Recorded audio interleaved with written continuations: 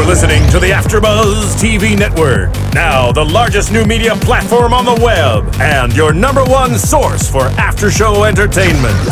Very good, Johnson.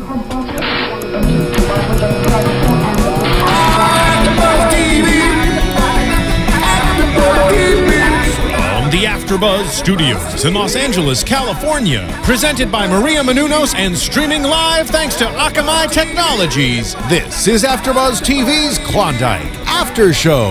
We'll break down tonight's episode and get you all the latest news and gossip.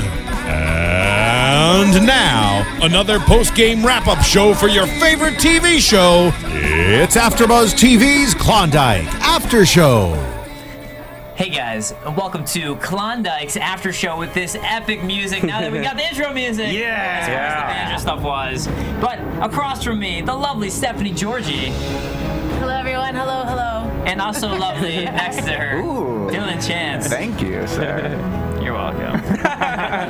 And next to me, Scott Moore. Yeah. And guys, I'm Dave Klein, and we're ready to do Klondike in an epic manner. Yes. And we're gonna climb and be rugged mountaineers as we talk about the cold, harsh winter and sickness and disease coming through and typhus hitting everywhere, spreading through the colonies. So It's nasty. pretty bad disease. It would wipe people out back then. Now we have antibiotics for it, but back then, and you had a pretty high fatality rate with typhus. Right. Yes, the nervous fever. The nervous fever. That and I like how they spread the fear through all the miners at the very beginning, just right off the bat. Hey, it's coming. You're all gonna die. Well, it's true. Think about it. Think about flu season this year. Right. Everyone got sick. Could you imagine if we were back in the day and we had no antibiotics and all of us just died? And this one. What a good time. But and like this, I mean, it is kind of scary when you think there was the last boat that was leaving for the season. So sort of like you missed that and you're trapped all winter. Yeah, and that's it. So we're here. Winter's come and everyone's getting sick, and we cut to Soapy Smith, who's trying to buy out everyone's claims for $50. So annoying. Get out of here, Soapy. Yeah. You know, it was smart on his part. You know, he was playing on people's fears there, and like, hey, give me your $50 for your claim and head out and get out of here before the winter. Yeah. And everyone, he especially wants Bill Haskell's claim there as he's building the mine. So we found out that's actually Bill's building the mine. So it wasn't he found a mine. He's actually building one himself. Which that makes sense with all the claims and everything else now. So that's why it's their property, if you will. Yeah. And speaking on property too and buying it out, we also find out that the Count has bought a mortuary, and he's been buying out property, and it looks like to start buying out real estate, as we find out later. So everyone buying out real estate. Yeah. And then as we were talking about with typhus, Father Judge is going to be the one who's going to take everyone in, which is kind of a very medieval thing. That's what they did during medieval times as well. No one else would take them. Right. The Count's kicking them out of the mortuary, so. Which... not the safest choice on his part, but a nice choice, a kindly choice. What's a man of the cloth supposed to do? He's got to Turn people away. Get out of here. I know. You'll get everyone else sick. Go die in a corner and outside in your little huts everyone's been building. And far away from him. But yeah, no, he was very kind about doing that. But getting back to the Count buying the property, I thought it was great with Belinda had that line, like, I don't like people buying dirt next to my dirt. Right. Well, true. But the Count needs to be the new real estate mogul of Dawson. But I do like that, like, Belinda's, that kind of dig, like, dirt next to dirt, just how, like, worthless everything kind of is in a sense. Like, it really is, like, unless you, I don't know, everyone's there for dirt, digging dirt, not finding anything. So everyone thinks it's worth so much, and she's just like, it's just dirt. That's all it is. Yeah, it's worth what it's worth. Yeah. You know? So, but kind of just that take on it. But we get this really dramatic moment kind of about to happen here with Bill as he needs more wood for his mind. I keep on saying mind. I actually, as I was typing my notes, I kept on actually typing in mind instead of mine as well. Right, because you're just doing it quickly, of course. Yeah. And I kept thinking wood was a character. No, it was slang for money. I was falling for it at the very beginning. I kept thinking like, oh, they're just calling it slang for money. Like, oh, I need some wood. Because their context a lot of time is always just like awkward. So then what are you guys talking about exactly? I did. I kept thinking they were talking about money. It was like some weird slang term for money. No, he just needed wood. Yeah, like really did. I'm like, oh, that was it? Really? It was that basic? Well, eventually he'd get some wood with Belinda. Yeah. Whoa. We're getting ahead of yourselves there. Flash forward. All right, I was like, the joke's in my head. I have to say it now before it's too late. You have to let it out.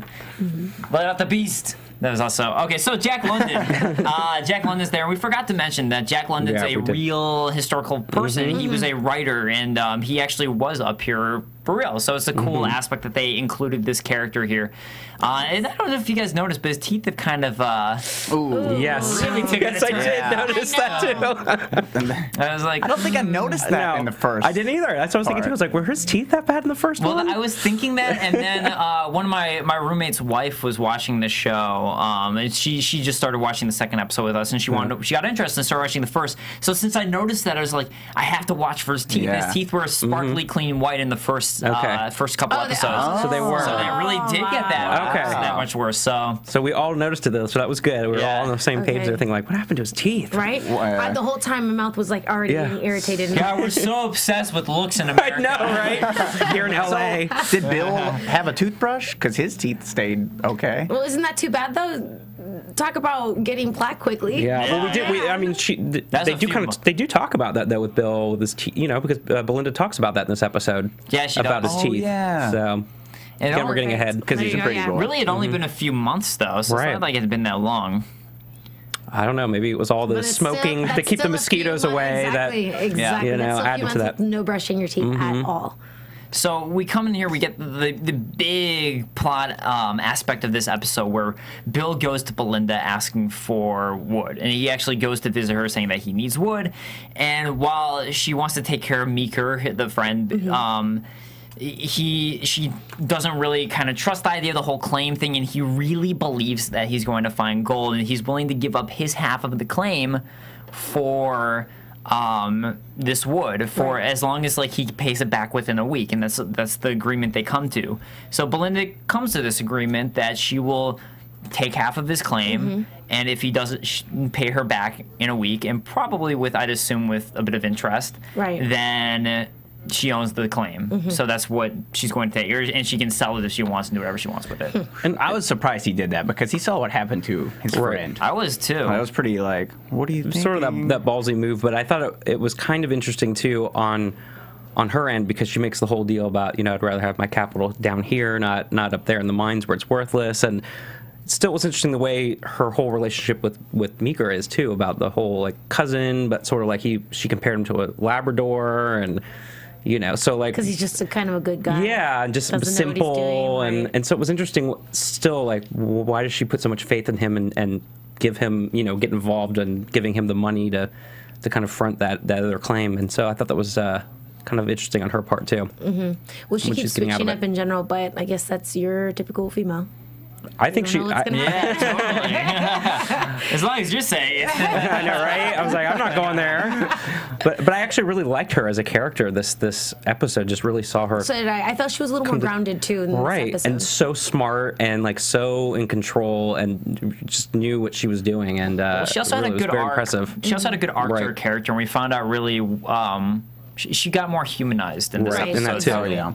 So I agree with you. I liked her character as well. Yeah, she obviously had some pain that she had gone through too when we advanced in the episode here that we learned. And I think in a sense too, with this part 2, we all know them a little more. So now it's kind of setting in. Now we're seeing them as the character that they're supposed to be and how they're acting. Yeah. Which is the reason why we're noticing all the little details. Especially like for that first 2 hours is a long time. They were introducing so many characters. Exactly. And it gets overwhelming. It does. Yeah. And now we can see them in their elements. Yeah, and especially since one of those ones who wasn't important got killed off. He doesn't really matter at all. That guy's gone. Get him. He probably won't be a plot point at all. Nope, nothing. Crazy. Nothing. No. Not at the end of the show. Wait. So, all right. No. The three of you. Nice. So we move on to the other storyline here, which is the Mountie. Yes, with the Indian prisoners. Right, the Mountie and the Indians. And eventually, the first thing we get with him, though, is him coming and threatening the Count. Okay. Which is this cool interaction with the Count, and basically talking about how, like, the town needs this institution. Yeah. And kind of, like, giving the Count the stare down, like, I've heard things about you. Trying to mess with the church, and he was like, you got to stay away from the church. Yeah. We got to have the church. Which is like, and he says he thinks the town desperately needs this institution as well as the law. So, a kind of nice step in for the Mountie. And we really, he's the superintendent, I think. Is superintendent. Superintendent. That's what he goes. That's really like his IMDb. That's all he goes by. I think he's like the that boss of that group. Yeah. And it was interesting. They said there were what, like 10 for covering like 200 square miles or something of all those mines, or only 10 Mounties. 10 guys, I mean, to cover all that. That's not very many. So you can see why there's a lot of lawlessness up there. Yeah. I mean, that's why you could do it in God's blind eye. That's right. And the law's blind eye. Going back to the first episode. But I really like this character as we keep on coming to him, the personal struggles that he goes through, because he also gets humanized in this episode too, which is I was just going to say the same. Yeah. He's nicer, or he begins to think everything's kind of getting to him now. I think. Totally. And you also see the motivation for why he's acting as he does, which we'll get to. But Bill ends up coming into his office to question the Native American, and we find out that this Native American who's captured has a broken index finger. Yeah, can't even shoot. Can't shoot with a broken index finger. Unless he's, on the other hand. But you try to shoot like that. Yeah. Pulling that ring. I'll use my middle finger, that's how I shoot all my guns, I think it was also just the fact that he just looked like, just kind of old, kind of decrepit. Like, he's not. Beyond that, he was very kill anyone yeah, for. Exactly. Right. It was like him and a kid. It's like, of all the people that they captured, there are other ones who look far like maybe they'll do something. These are the two nicest looking. It's like the older guy and the little kid. I think he even offers him like some tea or some water or something. Yeah. Like, oh yeah, this is the guy that shot someone. Totally. Like for whatever reason. But we come back to the Belinda. It's the same conversation that we kind of had before with Belinda finding out what the Count wanted was to build a new downtown. But we also find out that Belinda needs more money if she wants to compete with the Count, which is this whole thing. She's in this conundrum because that's what we found out in the first episode. They're rivals. That's what they've been trying to do, is be real estate mogul rivals. So she really needs Bill's money, that money immediately. Yeah, so she needs the hard cash is what they were calling it throughout there, because she needs the immediate capital, and because the Count wants to build up closer to the mines to have competition for them up there. Yeah, she needs to outbid him on a bunch of property. So and he's got the cash. Which she thinks he does. Which we find out in the next scene as they go to the pub. Transition to which is her pub, and she owns this place, but the Count's there and going to flirt with Sabine, but not really, and then buying her and telling her what to do, and starts throwing money at her, telling her to just keep on taking off her clothes in front of everybody. And it's pouring rain out there, and she's out in the rain, and it's just pouring rain in terms of money. Those coins.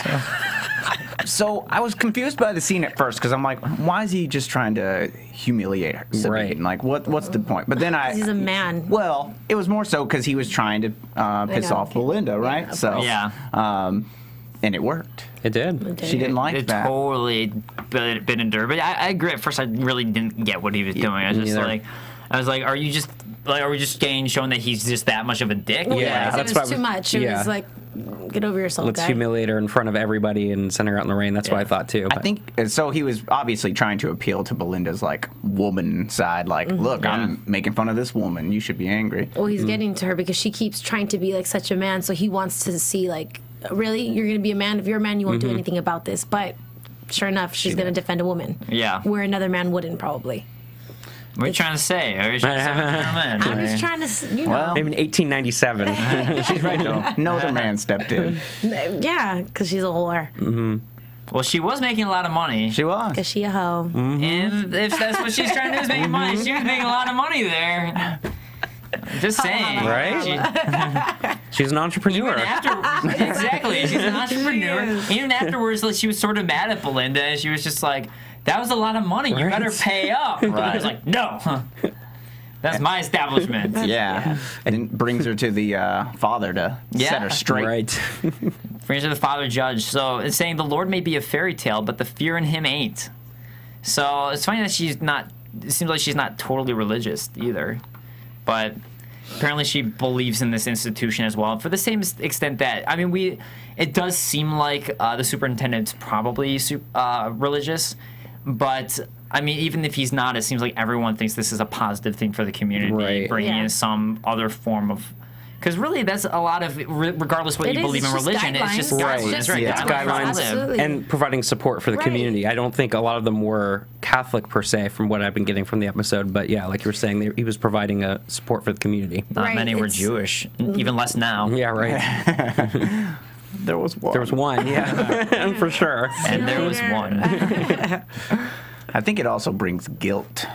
You know, well, nobody wants to. Well, you're right in a way. Like your manual for life, right? Exactly. You know? So you just kind of do it. Obviously, it's not going to be followed correctly the entire way, but as long as you're trying to do something good, do as much as you can, good than bad. Yeah, then it helps. But I think you're right too about the guilt thing, because I think then it feels like you have somebody there that's kind of.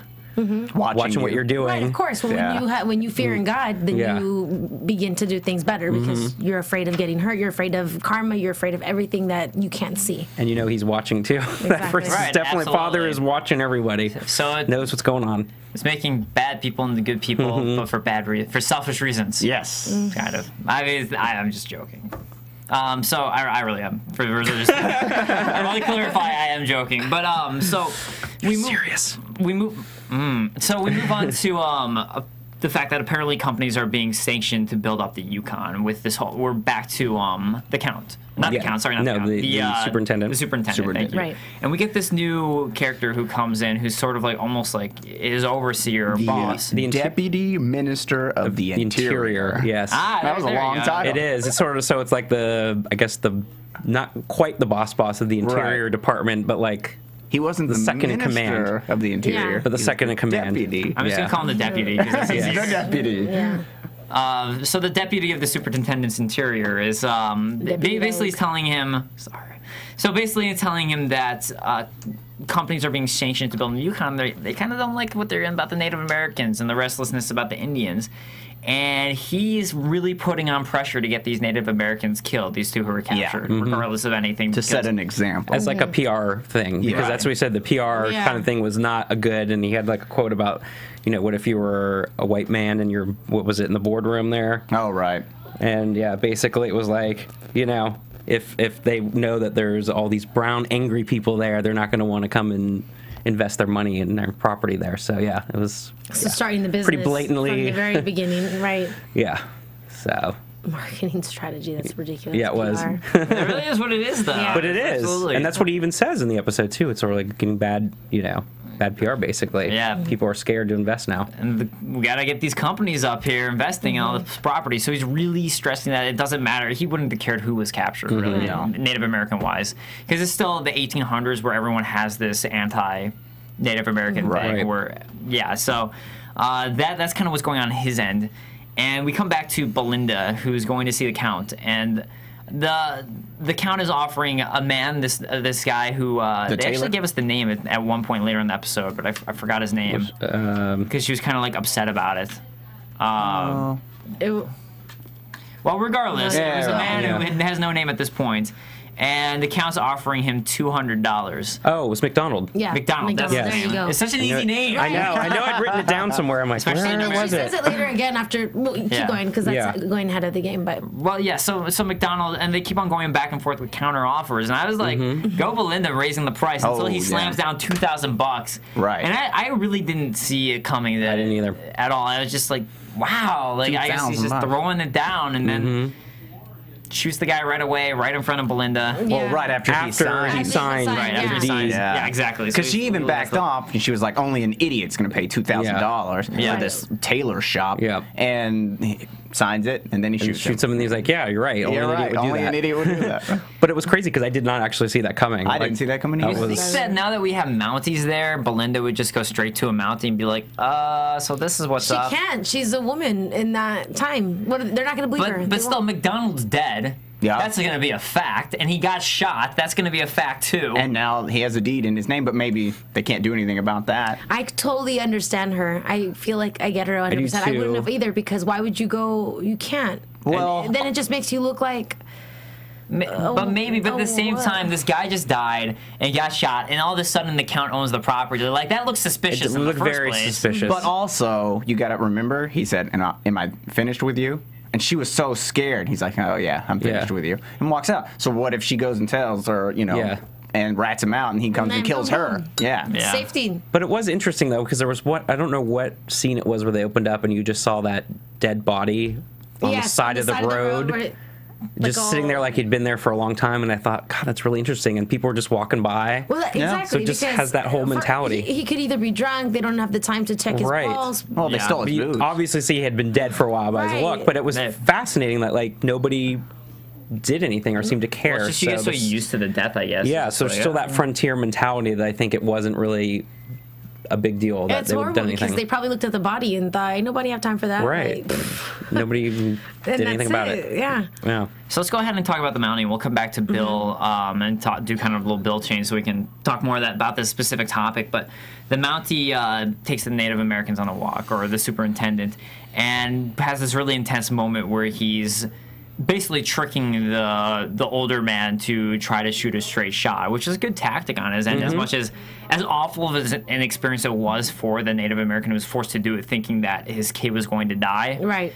It was a good tactic. It's a good. Honestly, it was a good. Like the only way he could really test it out was without telling him the truth of why he was doing it. And I think he also, if he could have made the shot, he would feel better inside for letting him die. Like, well, he did shoot straight. Maybe it was him. Right, exactly. Take the guilt off of himself. Yeah, take the guilt like off. a process of elimination, trying to figure out if you can't do anything else. But the fact that it was so obvious, and also just like watching a man weeping like that over his kid. Yeah. Like, I mean, that's just awful. Because I mean, he was like intense for his own life, but then when it was his kid. Like that's because at first he was aiming the gun at him and he kept missing. He's like, okay, let's see if you still miss, and aims the gun at the kid. Right. And that's just horrible. Yeah, so he literally just cannot do it. So it's just absolutely, without a shadow of a doubt, clear that this guy's innocent. Yeah, this guy did not do it. So there's no other way to test it. But we come back, and before this, we had this scene with Bill, who's working at the mine, and he has some wood on fire, but he still is using it to build up his mine. Well, yeah, the cave is, or his mine is caving in because it's nonstop raining for days now, so all the mud is just sinking in. And he's trying to get more wood because he still doesn't have the wood that Belinda said she would bring him.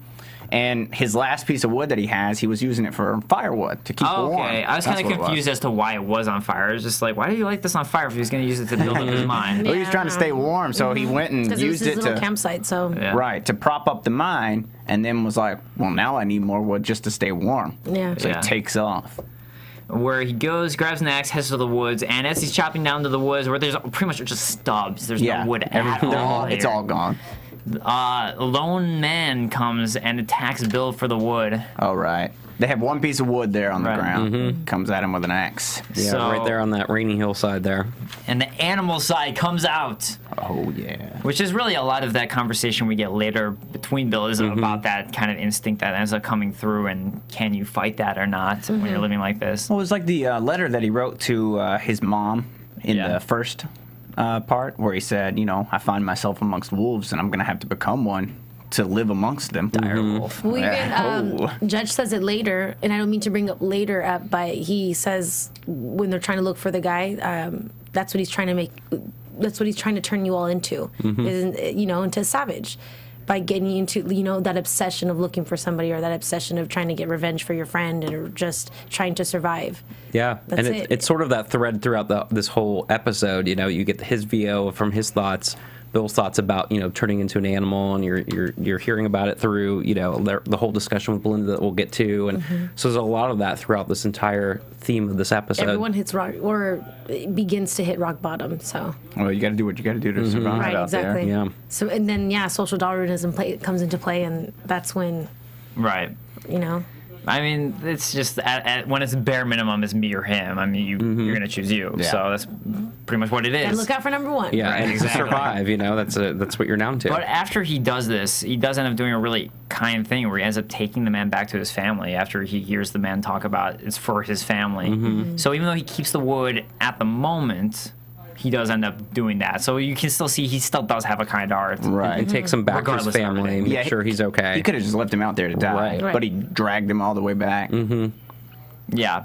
So after this, we get Belinda ends up having kind of, I mean, she follows up on her end, even though it's raining like hell. Yeah. And she doesn't at all want to go outside. And she has this conversation with Meeker where Meeker's talking about how Bill's a good one. And we've seen this proven that he's like not one of these people that you guys were talking about. Right. Belinda finally decides to take the wood to him, and Bill calls her an angel. As all of a sudden the wood falls over and the horses run off. And the horses are spooked, so they're gone. Oh yeah, the cart flies off the side of the mountain.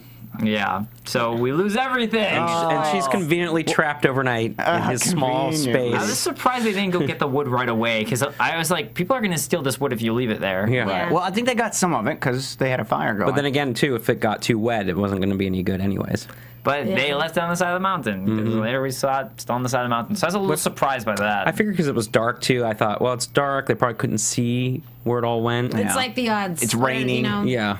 Bill's already freezing to death. And this was the perfect opportunity. But but Bill, again, good person, decides to take some of the wood over to this family. So again, even despite what happened, he understands what it is and goes to help them out. Because he had to see someone go to that level just for that. Right. And he says that too. He knows this guy wasn't necessarily bad. It was like that he got to that point, like you were saying. Like, and it's sad to see someone like that. Like, what happened to you? That's even with your friends or people that we know, whether it's drugs or anything that has to do with like this day and age, when you see someone get there, you're like, oh my God, I need to help them. Yeah, you know they're at rock bottom. It's not their fault, almost. I don't know though. You dig someone out of a hole, just end up putting dirt over your grave. But As Belinda says. You don't always have to be the bad person. That's what's good about having the church there too. Yeah. It's Absolutely. two wrongs don't make a right.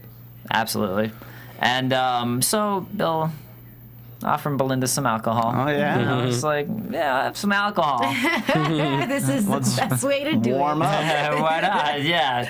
It's it's for warmth. Yeah, warm. And maybe we'll share some covers because that's for warmth too. Yeah. But I did hear that we have to be naked to get warm. So. Yeah, it's just one of those things. That's how you share body heat. Yes. So I hear. Well, and then that's the part about Belinda talking to him about his teeth. Right, that's when she talks about his teeth, and she's on this whole, civilized and how civilized he is, and not to lose it. It's because he bathes once a week. Yeah. Or he tries to, Oh, yeah. It's working out for him. Yeah, because she probably was like, God, those teeth are sexy. Yeah, right. Look at those teeth. But it was funny. Like, she was very obsessed with this whole civilized thing. Yeah. Well, she's been out there for a year with all these They're other guys. disgusting. They don't age her as a minors. woman. It's not like she doesn't know what it was like to have been that before. Right, because that's right. Yeah. She was like the city girl, but then she loses her civilization herself. Exactly. Well, she goes for that animalistic side that she was just talking about. I think that's what Take her why much. she defends Sabine, even though she wanted the money. It's because Melinda's doing this because she has, she has to survive. However, if she didn't have to, of course she would be a lady, and she thinks that every other lady should be that way. So it's one of those things where I'm setting this life up for my children. It's like I'm setting this life up for everyone who's going to be here, and women should have the right to do it also, or to live well. Right, also. and also not and as she talks to Sabine about the idea of don't let men hold money over you. That's the thing that's holding them, that lets them hold themselves holds over the power. us. Yeah, right. So that's She's what the it all is. feminist of her time. Yeah, absolutely. But so they end up together. She has a moment of intoxication, as she calls it. Blame it on Two. that. She a double hangover. Another key though is she's actually the one who makes the first move. I mean, Bill does offer alcohol and cover her with a blanket and treats her like a lady. Yeah. But she does make that first move of holding her hand. Yeah, holding his hand. Yeah. She's smart. She's like, this ain't gonna happen anytime soon. right. We're not going anywhere tonight. Might as well have a good time. So she's used to morning hangovers, but not two of them. Yeah, that was great. So, He's like, 2 hangovers. Right. Yeah, Too funny. That was it's great. like, what else do we have? Well, Oh, yeah, she does tell him in the morning, though, don't talk about this. Yeah. No one's going to know about this. Typical, right? Right. That all still happens. Right. what happens in the Klondike stays in the Klondike.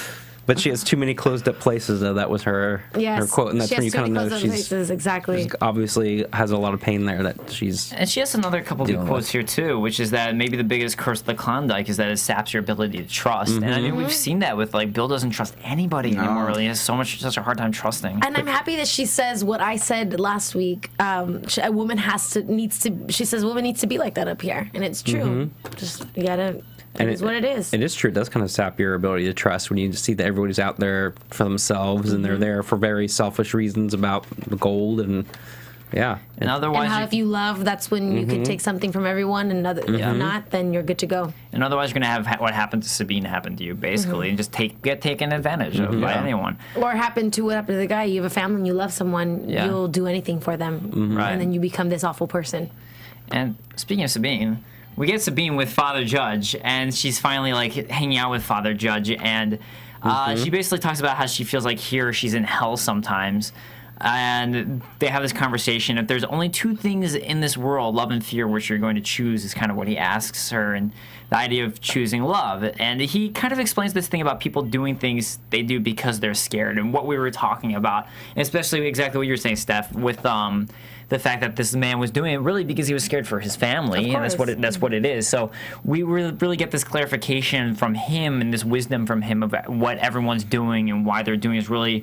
It's all fear-based. It's all they're doing it because they're scared. That's really the reason when you look at the root of it, why people are acting the way they are. And it's like he is going to attack Bill for the wood, not because he's angry at wood or anything, it's because deep down he's afraid for his family. He's afraid of dying, and that's the only thing that he can get to satiate his fear. Right. So, some good lines from him. But he tells Sabine she has to learn how to love. She does need to learn how to love. I was like, I think she's been doing enough loving. That's a different kind of love. She needs to learn how to love herself. Love with her heart. Yep. That's how she needs to learn to love, and then she can love Right, others. and then love other people, yeah. So, it all starts with yourself. Belinda's surprised to find Sabine back in the pub dancing away, and as Jack says, it's because she found the Take Lord. the girl out of the pub. And take the pub out of the girl. Sorry. It's because Belinda's learned how to love the Lord. She's celebrating loving the Lord. Yeah. That's why she's in love. She's so happy. She was doing the rain dance. Kidding. And she was. I'm not funny. I'm sorry. I try sometimes. She's celebrating her love. She's celebrating the rain is over dance. Yeah. She's celebrating her freedom. Yeah.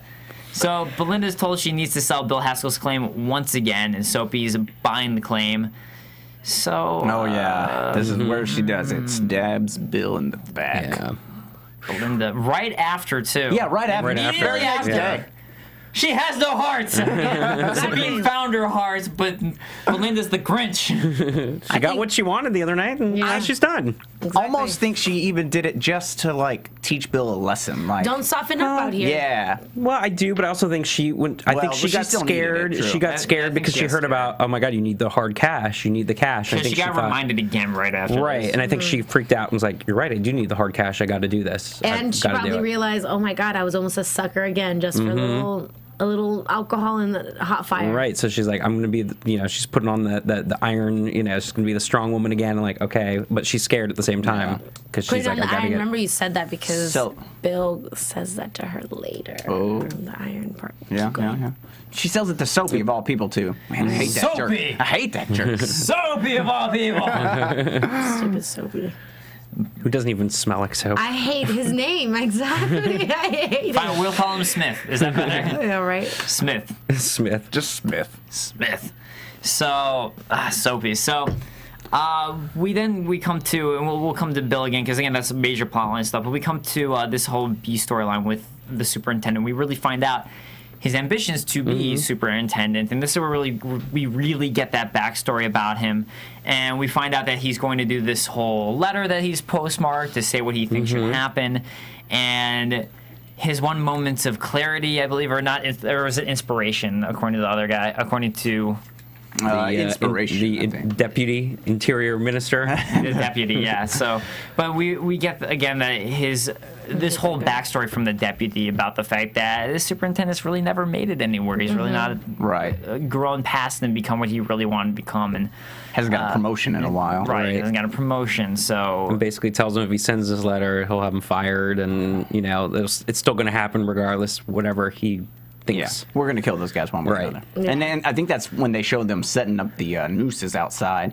yeah, that is. So- I believe you're right. And he basically, and then the superintendent calls him a son of a bitch, and then he's basically like, yeah, I am, and the son of a bitch is saving you from yourself. So he thinks he's, He's helping. helping the superintendent out by just saying, go with the plan here. And the plan is to kill the Native Americans, and let's Which just that's move what on. I like when the superintendent just begins to think he will think. He just begins to actually think. So that's what's good, because otherwise he'd be a sucker and then just fall into everything else. So that's where I think that's the moment in the episode where you see him become more of a human. Yeah, absolutely. So we find after this whole scene, after we get that humanization, Bill finding plaster and gold-bearing soil. Yeah. What? No gold yet, though, but it's gold-bearing soil. When Meeker comes back, he's been sick the whole time, and we find out that he has walking pneumonia. So hooray! Hooray! He doesn't have typhus. Doesn't have typhus right now, so actually is good compared to typhus. Of course. Yeah. And that's when Bill finds out Soapy got the claim. And he storms into town. He does. Right in civilization? Yeah, right into Belinda's office. Yeah. Well, and the thing I thought that was interesting too is when he found it, and Soapy comes in to basically say it's mine now, and he thinks that he's got the gold. Like, how does he end up acting like, oh no, it's still ours, and we're still in this? And that was the only part that sort of confused me. Oh, what happened? Well, he still had a day. He had that. He had the day. Okay. But what I think he was really doing was tearing down the mine so that it would all cave in. Yeah. So That's what I thought so too. He just started destroying the mine because he was just pissed, and he was just like, Yeah. Right. well, then you can't have all my hard work. Right. And I'm gonna take all this down. Keep this wood. I think that's what it was. He was just like destroying all of his hard work. And that's how he. Well, because when he was there with Meeker and he said, oh, we found stuff, and so I thought, well, now is it because he thinks he's going to get the gold and now he's going to buy it back? Right. That's exactly what it was. Because he still had by the end of the day. Okay, by the end of the day, yeah. And that's why Soapy says, you don't have the finances to pay me off. I'm gonna sell it tomorrow. And he was like, foreclose. Yeah, foreclose. So I got it right here. That's when he found it. Yeah, he said, we're fully financed. So then as soon as he finds it, that's when someone helps the mine cave in just a little bit more. Oh, yeah. The stranger. Yes. Stranger comes in with an axe. The stranger who later confesses.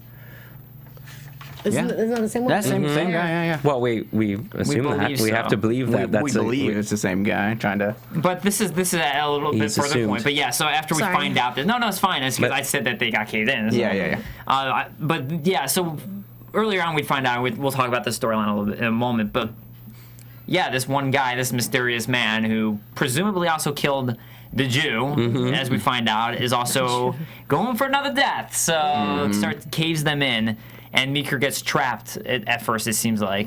More so than Bill. Yeah, he got hurt. But they're both definitely... They're stuck. They're both trapped in there. Yeah. Luckily, some of the other guys came and dug them out. Yeah, again, that was a quick rescue. Yeah. That was a quick rescue. Very Actually, there was not even a transition there. Yeah. Was that the direct to family? being saved. Right. Was that the family he saved? Because that's who I thought it might have been, and that I would just saw come two full men circle. pulling I did them too, out. and I didn't know who they were, if they were I thought- connected. Because I thought one of them might have been the father, and I've been like, all right, that's a full No, that circle makes thing, because then you bring it back like you were a good Right, when you person. pay it and- forward. Paying it forward. Well, off the back. it does seem that some time had passed because Bill he was asleep. Yeah, like he was passed Like out he passed out. and Yeah. barely breathed, but it And was then still where he was like, interesting. where's Meeker? And Meeker had already been laying there, like, saved. And he was already He's already smoking up a pipe. smoking. That's I was right. like, wow, doesn't waste any time. But I thought it was like, wow, that's a quick rescue, because I would think if you saw it cave in, you wouldn't necessarily know anybody was in there. Right, but he was probably yelling loud enough because they were at the edge. They did. I There know they wasn't were- he too was- much caved in, he was fortunately. Because if they screaming. had that, they would have just been Denzos. Yeah, because I was impressed. Like, wow, I got saved again pretty quick. Like in the first episode, there were quite a few times where he got saved quickly. I guess there are a lot of people. If you think about where his campsite or where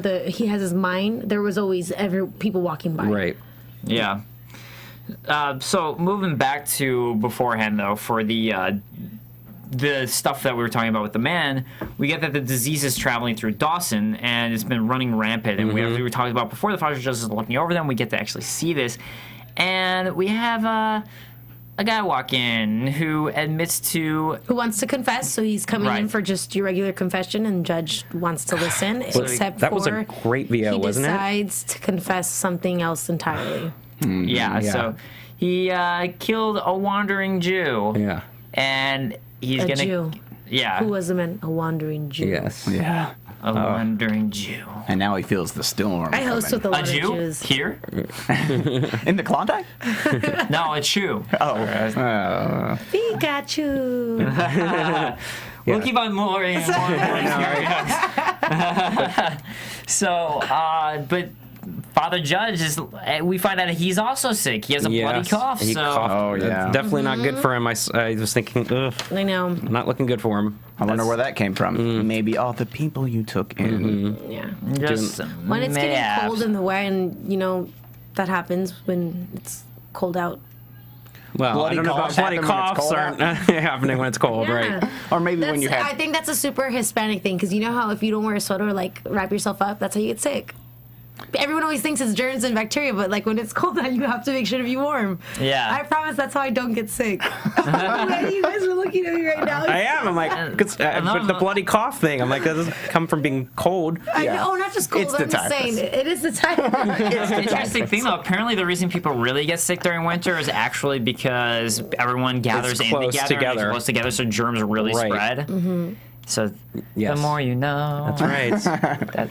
Yeah, It's true. So we get the boats arriving outside, and the final boats for spring, and they won't take any sick. And Soapy again at I know. it. He's bought 10 tickets and is It was selling them. fantastic. And I love that the kid too, the little boy is like, so like, if you even think that you have a little scratch in your throat, you're not getting on this boat. Yeah. Right. It was hilarious. I'm like, wow.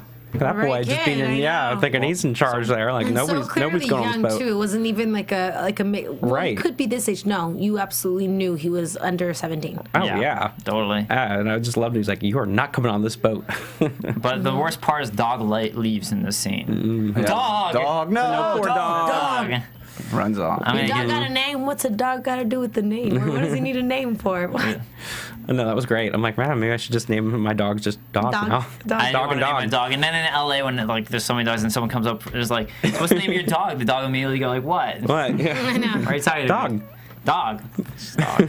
I told a little girl once what my dog's name was, and she's like, well, can I just call him Puppy? Okay. Puppy. I'm like, okay, sounds good. You're like, all right. She's the girl version of Jack London. There I you think go. the next part was the most worrisome for me, seeing Belinda walk in. And the Yeah. first thing you notice is a rash right on her neck. Well, and she actually does the gas. She does the little, Oh, yeah, she does. during the selling of the ticket. She's like, And you're like, oh no, yeah. not that- Belinda. She's No. fine. Not Belinda.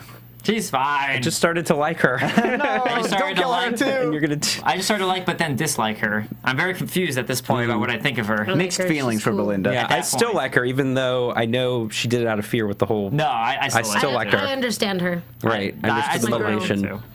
So we get this scene then with the Mounties all eating together, and the guy whose name I keep on forgetting because it's so long. The Deputy Minister Deputy of Interior. the Interior. Making this hilarious joke about the back of your head. Oh, so funny. He's hilarious. And the one, actually, I think his name was, I got Cavendish as maybe his name, or maybe that's a different character. Oh, I don't know. I think maybe you made it up.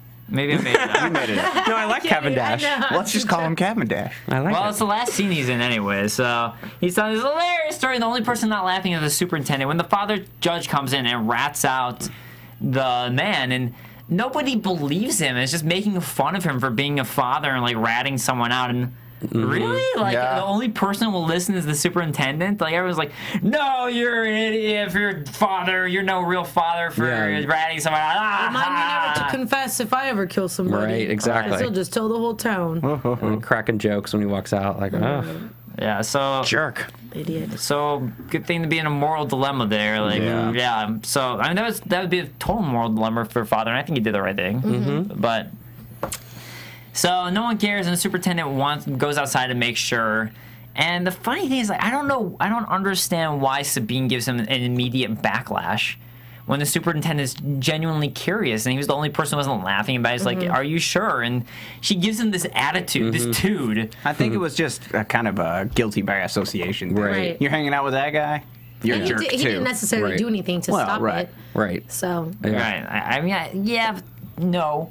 I don't know. I kind of didn't like Sabine by the end of the episode because of that. I was like, come on. Like, this guy's showing genuine curiosity and really is like, he seemed genuinely, like, concerned. He wasn't being a jerk at all, the Right. way I he don't- said but it. what makes you think that she should trust him? But that's Because what I she's say, I don't been think treated. she- I don't It think doesn't matter. she- She's not in a position to give anybody slack. Right. I don't it's think that- she noticed that. It's Especially the if she's at war. attitude he portrayed. Right. You got to read people sometimes. And But it's I don't just the think way- she got that. She looked at it as like the same thing, like you were saying. Everything it was else kind that of she's been through. It's, Now then, And the company he now his retort wasn't all that nice, but regardless. So well, he was upset too at that point, Right. obviously. So as we come back, though, she accepts his apology quickly. She didn't hesitate. Yeah, she does. So we get the superintendent now after this whole commercial where Bill's okay now. We get established that Bill's okay. And the superintendent informs Bill of the law that apparently that if one of them had died, because Bill's upset about this, he goes to talk to him about this. If both of them had died, the land goes to the next in kin. And if the next in kin doesn't claim it in a week, it's up for grabs. It's up for grabs, yeah. So really another Wild West attitude here that this is really like anybody could be out to get you. It's not just this like guy. It could like because Bill absolutely thinks this is the guy who killed the Jewish killer, but he's like anybody. He did. He said you're basically incentivizing killing, which is true because he's like nobody could make it next to kin here in a week. Of course not. So he like kind of like you guys were planning. It gives him a reason, right? Like it begins to make sense why people are even getting the idea to kill someone. Yeah, you do, and then you can claim. It becomes a free-for-all after that. So good thing this law has arrived. They're helping out. But the superintendent then does apologize to Sabine in this scene at this area. And Bill is also trying to get it out of the father judge who did it, who seems to know, but he's not saying everything that he knows. He has an idea because he recognizes the hat. Yeah, he saw his hat when he left. Although he does say that by God. The one thing he won't say is that it's a Native American, is that it's not a Native American. Right. So it's the one thing he's saving someone's life, so technically he could kind of counsel those out. And then he does go down to the boat to make sure he doesn't leave. If he sees that guy and he says to him he didn't see him leave, so he knows that he's still there. Yeah, so after this, we get this other storyline with Belinda following up with her, where Belinda's going to have a chat with the Count. And basically, possibly because she's sick, she says that she'll let him be the real estate mogul and just wants money. And wants all this cold, hard cash. And he offers her $6,000 and says that's not even, like, worth that much. And she's like, it's worth way more than $6,000. But they come to this $6,000 agreement, which may or may not be highway robbery. I honestly don't know. Well, it was first without the hotel. Right. And then she convinced it with the property on the dock. Yeah, so she ends up it's $6,000 for everything. Yeah, it was for one property at first. Yeah, and then in the end, it turned out to all of her properties for $6,000, except for the hotel. And then I think she did say the hotel too. I think she ended up giving it up. No, that's because she wants $6,000 so she can keep constructing the hotel. But then she changed. But then she didn't after that. Then he said everything, and so she agreed to that. Right, because at first, like, she wanted to keep constructing the hotel, and it's just like, nope, everything. That was all he would agree to. So they did, which is about $160,000 in today's dollars. I still think that would be highway robbery. Why did she say it worked when she came out? That was the thing that I still think that I was going to ask you guys. Is that something we're supposed to be clued in on, or is that something that we're going to find out in the third episode? It was a scam. She did something. There was something. There was something there because when she signed and she did say that. And then she came in and she collapsed and she's like, "It worked. It worked. Jesus, it worked." And that's what I was wondering too. I'm like, what did she do? But maybe it just worked for getting the money. I really don't know either. I mean, because at the end of the day, she does have the cash. Well, they kind of. Well, maybe it was the fact that, like, when she was actually in there, he tried to only give her $2,000 during the actual part. Oh, right. Later. And that she kept going. She refused to do it. She was like, nope. And she tried $3,000. And she knew he didn't have the money. Also, like, screw you, Count. Like, really? Like, he was gonna pull that crap on her when she walked in? Woo. Like, what does he think? Well, first of all, nobody else was there. Yeah, he rented out the whole bar. So it was already threatening for her to be in a position like that with all of his people there. But I still took it as her saying it worked, as in she was standing her ground, and that was what worked. I don't know. I thought there was something more to it too, but I didn't know if we were supposed to know now or if we're going to find out next. I think they give you a little hint because they show the Count the next day going, hey, we got to give these people more wood, but they don't have money to buy it. They want to take a loan. And the Count says, what, did she just take loans from everyone? Which we know she did because she took a loan from Bill. She took a loan. So I think the Count wasn't prepared for that. Well, because he, again, like we were saying, he actually didn't have that much money. So that was a big chunk of his money to pay that $6,000. She had, I think she had a plan. Well, and the whole reason why she was taking credit from people was also to, which was smart, get the customers over to her stuff instead of his. Right. Because now she's offering this extra service, and now all those people were there, and that's why, because he couldn't figure out, it was like, why is everybody going there and not to us? Exactly, yeah. So it was another smart move on her part to offer that credit. But I don't think the Count wants to offer credit. but she ends up getting sick, like really. Oh, she's got the horribly typhus. sick. She's got the typhus. She got the typhus. Yeah. So that's she passes out afterwards, and we come back to Jack London still looking for his dog, and this is. We see Native American in this scene spotting the nooses, reporting back, and he wants to go do something about it. Yeah. And the leader's like, well, no one's been killed yet, so trying to still do that peaceful thing, but Gotta save him. Yeah. So we get that. That seems like that's going to be an important storyline next episode. Bill, back at his mine, he finds a box of gold in the side that was stashed away, and I was like, how did that get there? Right. Well, yeah, and then what did he do with it right after? Right. Because then Jack London shows up and then sits there. I think he stashed it right back in. Oh, he put it back? Okay, because I think got that was his nervous gold that someone he was just gonna hid take in it. the That's what I had thought too. I thought maybe he had done that at some other point That was when a he. grip of gold. Yeah, because he had been there now this whole time. Belinda was doing stuff, so he was probably mining, hiding his gold, and he was sitting outside guarding it with a gun, Well, he sighed when he opened it. like it's I'm still trying to- there. Yeah. because he just came back from Okay, town. all right. Then, But here we have good guy Jack London, though, here coming and actually taking the gun and being willing to help him out, guard Yeah, his mind. I'll guard your mind for the night. Really awesome. And Jack also informs Bill of the typhus. So And Belinda. and and he's like, well, you tells gotta her to go visit her. Yeah. tells her to go visit her if he's going to shoot him in the head and make him stupider than he already is if he doesn't go down there. yeah. So he goes and goes and checks on Belinda. And we get this touching scene with them, and Bill's actually surprisingly not overly upset with Belinda. I mean, she's dying, but he's just Yeah. saying like really nice things to her. Oh, and he's comforting tearing her. up.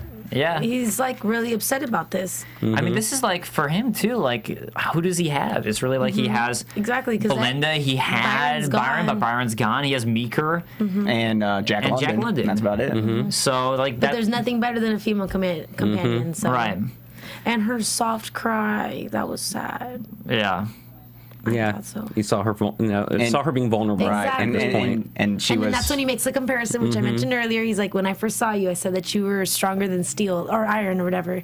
He makes that the same comparison you just made. That she's like, yeah. full of iron, and then he says that to kind of like make her feel better, like I you can love do that. it. Yeah, Yeah. like you stand in the room, Yeah. you empower it, and you make the room better for it. It's like, oh my god. And I like when he kind of calls her out on it for a second, and then Yeah. she says, "I am wicked." And he goes, "No, you just want people to think that." Yeah, Yeah. he's like, but I know the It truth. was cute. It was a great scene between them. Yeah. It was because he does know that's exactly what it is. Yeah. He gets it. He comes from a good place, and which I have to say, I think that the I mean, can I go ahead and skip to the end? Yep, Okay, let's so Let's do. we see the guy looking at them, and I think that the reason why he comes and tries to help him, he probably noticed Byron and Bill because of their enthusiasm. He's an older, wiser man, and I think that some people just know which people are going to be the people who are going to find something and Right. which aren't. Yeah. And Jack London is leaving. Right. Jack London's Yeah, gone. Jack London's He's got to leaving. leave to go right. I After love dog it that comes. he said that. He's like, well, After I dog comes. got Yeah. lots of stories. And he's like, will you put me in one of them? Lots of stories. They don't mean much if I can't tell. Right. Yeah. And Bill wants to be in it. He's like, oh, I don't know, and but I'm burning daylight. I got to go. I And thought that was speaking of great. that too, Jack London, he wanted to be remembered in the first one, so that's another thing that we didn't mention. He wanted to be remembered, and everyone knows Jack London. Yeah, He's he's the person, remembered. so that was a key into the real. That random guy that showed up to give his confession is, we find out at the end.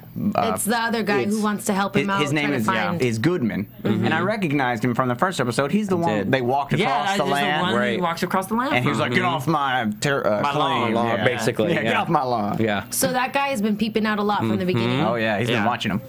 All right. Well, And of course, Belinda's fever breaks too. So, So Oh, yeah, Belinda's good. all good. So I wasn't She's- sure if they were going to leave She's that iron. as a hangover to the next episode, and let us wonder if she was going to make it or not. so we'll just see her better yeah. next week. And Bill thought that tried to trick Meeker into leaving, but Meeker being the good friend that he is, and Bill being a good friend that tried to trick Meeker into leaving, Meeker being also a good friend, stays anyways and realizes it's a trick. So everything's all happy except for the looming shadow of Goodman watching Yes. over. Oh yeah, Right. watching them. That was a great little closing. It was. Oh yeah, he turns. You see the hat. Yes. You know it's him. Yeah. He turns. Oh no, it's him. Yeah. Right, yeah. But I like this one quote at the end, which is, "The die has been cast. What we were before we came to this place was no more. The land is taken over." So kind of a good quote about what this is doing to everybody. But as we come back, it's now winter. It's going to be cold as fuck. Oh yeah. Not going to finish that word, but... so let's go ahead and talk about some predictions. And now, your AfterBuzz TV Lights. predictions. So I think that Goodwin's gonna attempt to help him, and Bill's not gonna find out until something, of course, bad happens. So he's gonna get played one more time because everybody in this place gets played like every 5 seconds. Yeah. And he wants that gold. Right. Oh, yeah. And I think that maybe Belinda will be there to help him. We see Meeker. I think Meeker's gonna die. I think Meeker's gonna die too. By Goodman's hand. Yeah, he's gonna get killed. Yeah. This just took a dark turn. Yeah. Man. Well, and I think Father's going to die too because he's got the typhus, and I think he's going to try to act like he's well and take care of everybody else, and then he's not going to make it. I think that Sabine's going to become a sister. Yeah, I think so. She's going to become a nun? Yeah.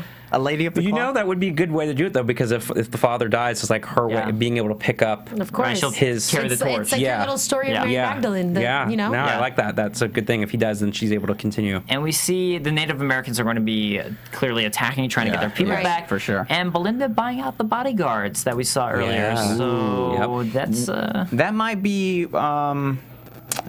to help Bill. yeah. If Bill's in trouble, she Right. might go to them and say, hey, let's go Perfect. save him. Yep. But something's got to happen with the Count, though. Oh, yeah. I know. This is going to be interesting. How's it all going to go No, here? he's This going to is stay around for a minute. I know he will. This is the wrap of the miniseries here. I don't know how it's all going to end. Right. So next Hard. week, guys, Murder we and will mystery. do the final, the finale, which I realized it was wet last week, but we're going to do it next week. So next week, catch us for the finale as we talk about that. And guys, once again, I'm Dave Klein. You can find me on Twitter at @TheDaveKlein. That's Klein. And you can find me on Twitter at sman80, SMAN80, and here for Looking, and Archer, and Chosen after shows. My name is Dillon Chance, and you can find me on Twitter at Dillon Chance. And I'm Stephanie Giorgi. You can find me on Twitter at Stephanie Giorgi and on Instagram at SteffiG47 and tonight on American Idol. Ooh, stay tuned. We'll see you guys next week. See you later. From executive producers Maria Menounos, Kevin Undergaro, Phil Svitek, and the entire AfterBuzz TV staff, we would like to thank you for listening to the AfterBuzz TV network. To watch or listen to other after shows and post comments or questions, be sure to visit AfterBuzzTV.com. I'm Sir Richard Wentworth, and this has been a presentation of AfterBuzz TV. So it's basically just started. Buzz you later! The views expressed herein are those of the hosts only and do not necessarily reflect the views of AfterBuzz TV or its owners or principals.